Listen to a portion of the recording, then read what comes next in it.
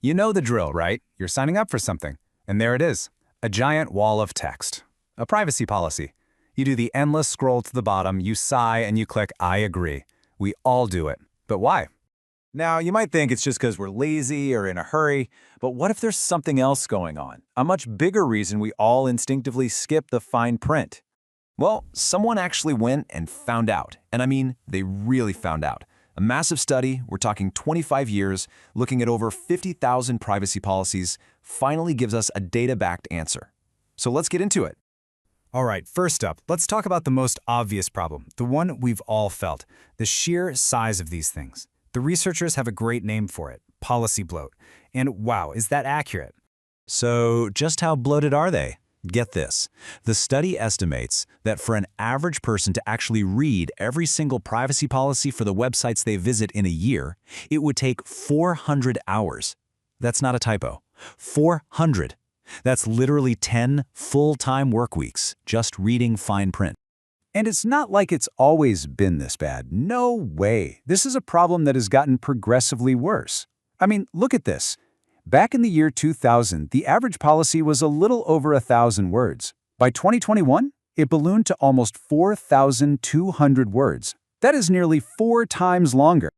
Okay, so they're long. We knew that. But you know what's even worse? It's the language, right? It feels like they're written in a totally different language. And what's wild is, the study confirms, yeah, they basically are. So check this out. There's this thing called a readability score. Basically, the higher the number, the easier it is to read. For something aimed at the general public, you'd want a score of 60 or more. Now, something super dense, like an academic law journal, that score's way down in the low 30s. So, any guesses where the average privacy policy landed in 2021? Yep, a score of 31. They are literally as difficult to read as a legal scholarly article. And don't just take my word for it. One of the study's authors put it bluntly, saying the difficulty is similar to academic articles, and then they name-dropped the Harvard Law Review. I mean, come on. We're being asked to read documents written for legal scholars just to use an app. Okay, but hold on. What about all those big regulations we've heard about? You know, GDPR in Europe, CCPA in California. Weren't they supposed to fix this? Weren't they meant to make things clearer? Well, here's where the story takes a really weird turn. The data shows they actually made things worse. So just to get our bearings, we're talking about 2 major players here. First, there's GDPR, which rolled out across Europe in 2018. Then, a couple of years later, in 2020, California's big one, the CCPA, came into effect. Let's focus on GDPR first. Remember the goal? More transparency, more rights for you. Sounds great, right? So, what actually happened to the privacy policies when it kicked in? Well, they got longer, a lot longer. The websites that had to comply with GDPR added, on average, another 928 words to their policies. Meanwhile, sites that didn't have to comply barely changed. So the very law meant to help us just added a bunch more text for us to, well, not read. And it gets worse. This is the real kicker. It wasn't just that they got longer, they also got harder to read. That readability score we talked about, it went down. So the result of this big regulation was policies that were more bloated and less clear. How does that happen? Now you might be thinking, okay, maybe that was just a weird European thing. Nope, because when California brought in its own Privacy Act, the CCPA, the exact same thing happened all over again. Look at this.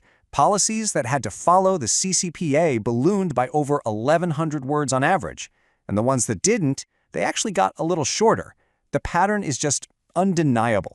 So now the average policy that follows California's law requires a university-level education to get through. It's what the researchers call the regulation paradox. These laws, with the best of intentions, have accidentally built these even bigger, more complicated legal walls that make it almost impossible for us to know what we're signing up for. So the big question is, what's hiding behind all this legal jargon and these thousands of words? What are we really agreeing to when we click that button? Well, the study dug into that, and they found some pretty concerning trends. For one, companies are increasingly collecting your location data. They're also collecting more data implicitly. That means without you ever typing it in or clicking on anything. You're given very little real choice or control. They're super vague about how they'll tell you when things change. Oh, and yeah, they're sharing your data with a lot of other companies. And this part is just wild. When you look at who they're sharing your data with, sure, some of it is with other parts of their own company, but look at that biggest slice. unnamed third parties. That's right. Most of the time, you're giving them permission to hand your data over to companies you've never even heard of. You don't even know who they are. So let's just step back for a second. We've got policies that are impossibly long, written in language that's impossible to understand, and hiding clauses that let them share our data with who knows who. It all points to one single, unavoidable conclusion. And the study just lays it out, plain and simple. Privacy policies are a mechanism that fails users and serves website owners. They're not for us, the readers. They're for them, the writers. It's a legal shield for them, not a transparency tool for you. So that just leaves us with this one big, lingering question, right? If this whole system is fundamentally broken, if these documents aren't even for us, then what would real privacy transparency actually look like? What would a system designed from the ground up to actually inform you, to empower you, look like? Now that's something to think about.